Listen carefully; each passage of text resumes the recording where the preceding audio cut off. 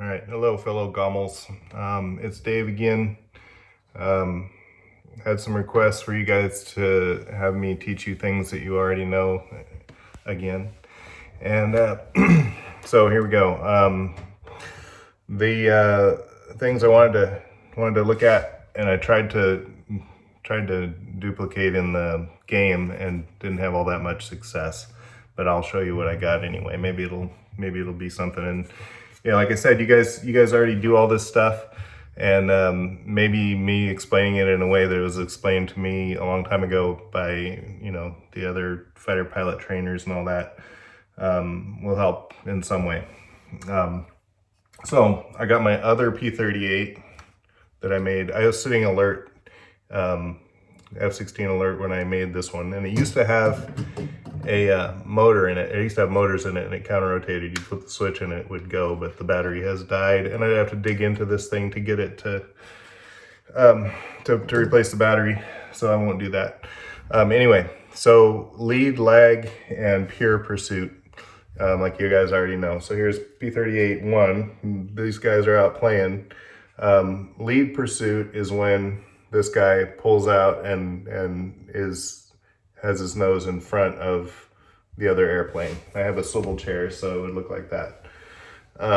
Pure pursuit is when when you're pointing directly at the other airplane, and lag pursuit is when you're pointing behind the other airplane.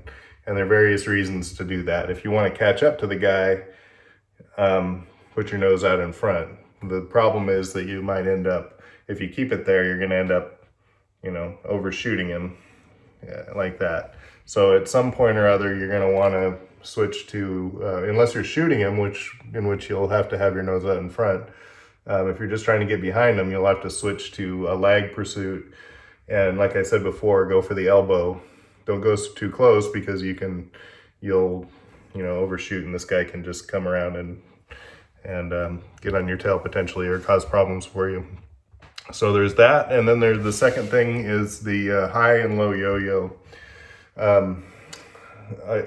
If you end up behind another airplane and he might have a speed advantage, or you're at a point where you can't really turn any tighter and your energy is low, you can do a low yo-yo by cutting across the circle low and then coming up again and maybe getting some angles on him and shooting him. You might be able to cut that corner by increasing your speed, by going low and cutting that corner up.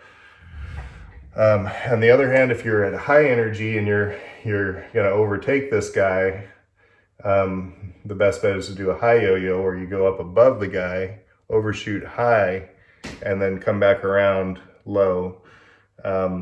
And I'll explain some other parts to that here in a second. We used to call it, or the instructors used to call this, using God's G, coming down. But the other thing that's happening, might be the real thing that you might not hear from other people, is there's a thing called corner velocity. It's a speed where your airplane will turn the best. Usually it's the lowest speed where you can get the maximum G's. Like in an F-16, 9 G's is the most you can get. If you're at a low airspeed and you try to pull, you're not going to be able to get all those G's, because you don't have the smash, or you don't have the speed to get that yank. And you've all experienced that in these airplanes. So corner velocity is your best turn. In the F-16, it was 220 to 330 knots. And it was a range. And if you're fighting and you stay inside that range, you'll be able to get your maximum G's. So what's going on with this yo-yo is that you can't get all these G's at a low speed. So you're kind of descending, getting a little more speed, and coming up across using that extra turn that you're going to get with the extra speed that you get from descending like that. And on the other hand, you're also, going a high yo-yo, you're using that extra speed cut that corner similarly. So those are the two things I wanted to go over a little bit, and that's pretty much it. I can show you some examples. I got a good example on a P-40 in Pearl Harbor after the guy had bailed out and his plane just stayed in a nice turn, and I was able to do some great demos, but it didn't save. And I did some not as good demos. It's hard to do against an actual moving, target because things get complicated and guy does something completely different than what you're trying to show. But maybe I'll talk through some videos there. But those are some basic tools. Of course, everything gets a lot more complicated, and it might come up as the perfect thing to do every once in a while, where you're fighting and you see that you've got a whole bunch of overtake and you'll overshoot. You might come up over the top and do a high yo-yo and use that G to get your nose out in front of him while not overtaking him. And at the same time, a low yo-yo, if you're stagnated behind him and you don't have much speed, you can cut across and get your nose out in front of him sometimes. Those are the things I want to talk about. And I will now show some comedy routine of me flying around. Oh, these are my tactical glasses. I can actually see with these on, and that makes me way more lethal. I don't always have them. Used to have perfect vision, but not anymore. I'm old, but I'm a grumpy old man, and I'll kill you. Pretend like. Anyway, talk to you later. Bye. Okay, here we have our Slug Wildcat. I'm fairly low speed, below 200 knots here, and I'm going to do a low yo-yo. I went down low, kind of crossing the circle, and coming up again on the other side and getting a fleeting shot on the zero. That's an example of a low yo-yo. And of course he makes a mistake, he doesn't keep turning, and that's what you do, is you wait for them to make a mistake and kill them. And that's the goal. Even if you have a slug like the Wildcat, you can beat somebody if they make a mistake. Here's a time when I'm actually going at about 100 knots or more faster than I was last time. And he does the Hayaka turn, and I did a high yo-yo of sorts. I went up and then back down again. Kind of a small high yo-yo there. And he again makes a mistake and pulls out in front of me and killed him. Let's see here. This is getting turning room. You want to have a turning room if you can. The other guy might take it away from you and pull toward you, but you want to at least try to build in turning room. And then as you're trying about to kill him, Elvis enters the building. And he came in and got that one. Elvis is awesome. He's funny too.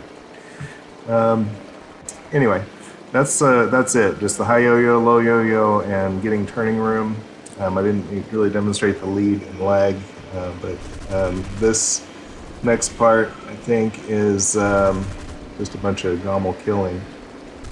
And wanted to add all this in there. It was kind of a fun thing we did, I think, yesterday. And I was taping. So,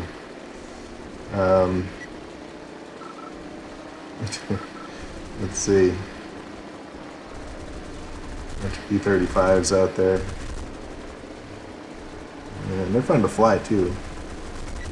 But if you don't know what you're doing, they're just fun to kill.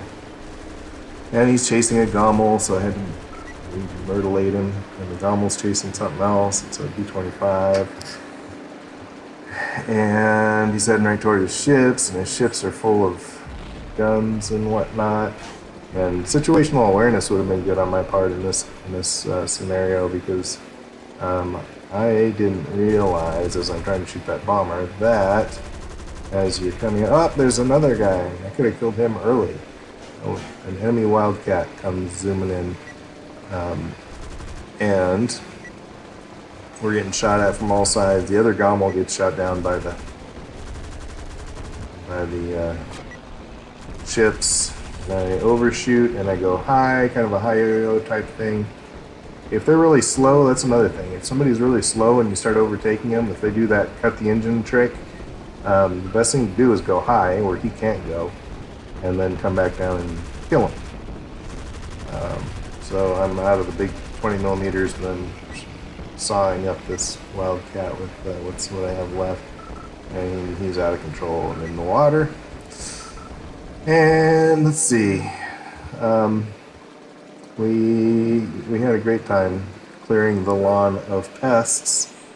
More airplanes up there. I'm kind of assessing the situation. Do I need to help this guy out? He's looks like he's chasing this. I'm getting turning room again, but it looks like he's taken care of, being chased by one of our own. So I continue on and see two bandits ahead. Although that P-35 looks like he is not dead yet. So I'm getting in position with turning room. Looks like it's a B-25 and a fighter pretty much uselessly flying alongside him. I don't know why. Hosing the bomber the best I can, trying to kill him, and try not to hit him at the last minute. Didn't kill him. I see my buddy up there, gonna do some support there. If he needs it. Doesn't look like he needs it, because he killed the guy. I'm looking for the bomber again. Flaming wreckage falling all around me. I see another P-35 and engaging him. He's flipping all around. Looks like he's out of control. Falling right in front of me. Looking for the bomber.